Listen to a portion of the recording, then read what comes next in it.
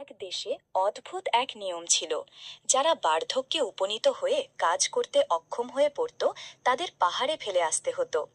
ওই দেশের রাজা মনে করতেন, বয়স্কদের যত্ন নেওয়ার বোঝা কমালে সাধারণ মানুষের জীবন সহজ হয়ে যাবে। সেই দেশে এক পিতা পুত্র খুব ভালোবাসতো একে অপরকে।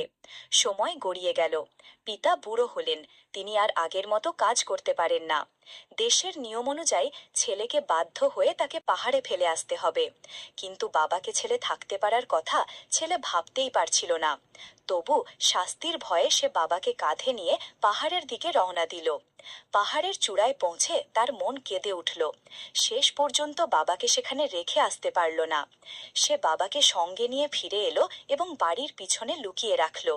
প্রতিদিন চুপি চুপি খাবার এনে তাকে খাওয়াতে লাগলো। একদিন রাজা তার প্রজাদের বুদ্ধি পরীক্ষা করতে চাইলেন।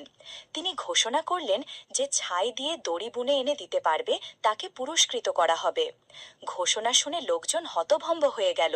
ছাই দিয়ে কি কখনো দড়ি তৈরি করা সম্ভব? ছেলেটি এই ধাঁধার কথা শুনে বাবাকে বলল।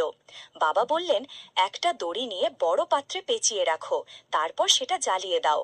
ছেলে বাবার কথা মতো কাজ করল। দড়ি পুড়ে গেল, কিন্তু তার ছাই ঠিক আগের মতো দড়ির আকারেই থেকে গেল। সে সেটি রাজাকে দেখালো এবং পুরস্কার জিতে নিল। 1 মাস পর রাজা দ্বিতীয় পরীক্ষার আয়োজন করলেন। তিনি একটি কাঠের ডাল দিলেন এবং বললেন, এর আগা আর গোড়ার খুঁজে বের করো।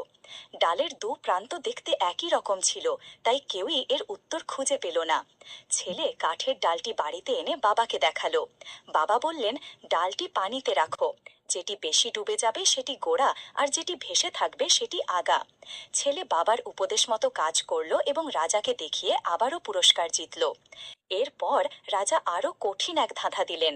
তিনি বললেন, একটি ঢোল তৈরি করো যা কোনো আঘাত ছাড়াই শব্দ করবে।